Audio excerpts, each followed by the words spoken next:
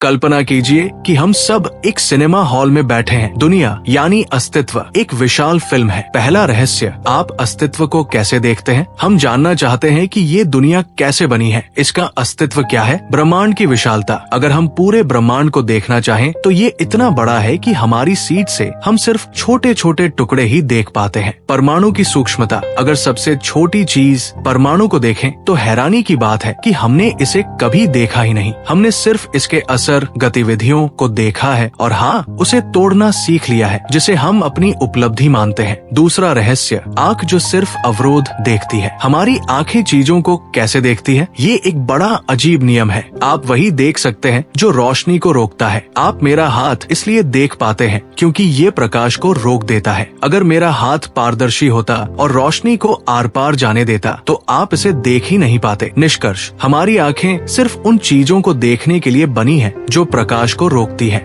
जो चीजें महत्वपूर्ण हैं, जो प्रकाश को नहीं रोकती, उन्हें तो हम देख ही नहीं सकते, और हम खुद प्रकाश को भी नहीं देख सकते। तीसरा रहस्य, आपकी आंखें स्मृति से भरी हुई है। असली समस्या यहाँ शुरू होती है। हमारी आंखें सिर्फ अवरोध ही नहीं देखती, बल्कि वे स्मृति, यादें से भरी हुई है। याददाश्त का चश्मा। सोचिए, जब आप बाजार में सैकड़ों लोगों के बीच अपने किसी दोस्त को देखते हैं तो अचानक उसका चेहरा बाकी सब चेहरों से ज्यादा साफ दिखाई देता है। क्यों? क्योंकि आपकी आंखें स्मृति, मेमोरी के साथ काम करती है। ये आंखें पहचानती है, सिर्फ देखती नहीं है। स्मृति क्या है? ये बीता हुआ कल है, वो जानकारी जो कहती है कि ये चीज ऐसी है या ये आदमी ऐसा है। शरीर भी स्मृति का ढेर। ये सिर्फ मन की बात नहीं है, आपका पूरा शरीर ही स्मृतियों का भंडार है। वही केला जब आप खाते हैं तो शरीर की आंतरिक स्मृति तय करती है कि वह एक पुरुष का शरीर बनेगा या एक महिला का। आपके पुरखों की नाकांक्ष आपके चेहरे पर बैठे हैं। इसका मतलब है कि आपके शरीर की कोशिकाओं को लाखों साल पुरानी स्मृति याद है। चौथा रहस्य, कर्म एक स्मृति सॉफ्टवेयर है। जब आंखें और शरीर यादों से भर जाते हैं तो वो आंख किसी भी चीज को वैसा नहीं देख सकती जैसी वो वास्तव में है। याददाश्त का सॉफ्टवेयर। आपकी याददाश्त एक सॉफ्टवेयर की तरह है जो आपके भीतर चलता रहता है। ये तय करता है कि आपको क्या देखना सुविधाजनक है। कर्म स्मृति, जिसे हम कर्म कहते हैं, वो और कुछ नहीं बल्कि यही स्मृति है। ये कोई सिद्धांत या फलसफा नहीं, बल्कि एक वास्तविकता है। आपके हर कार्य की छाप, याद, आपके शरीर, ऊर्जा और मन पर पड़ी हुई है।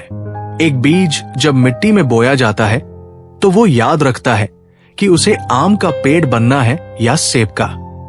आपका जन्म, आपके माता पिता का बीज अभी बस यादें, यादें और यादें ही है। पांचवा रहस्य, अतीत का खोल और आजादी। ये स्मृति यानी अतीत का खोल आपको चारों ओर से जकड़ लेता है। सुरक्षा की कैद।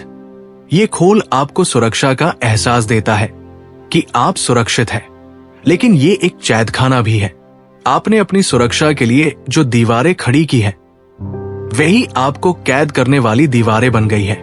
जैसे एक लॉकर में आप सुरक्षित तो होते हैं पर बाहर नहीं आ सकते। योग का मार्ग, स्मृति मुक्त आंख। तो अब क्या करें? योग का अर्थ। वास्तव में योग का मतलब है ऐसी आंख को विकसित करना जो स्मृतियों से दूषित ना हो। ये आंख हर चीज को जैसी वो है ठीक वैसी ही देखेगी।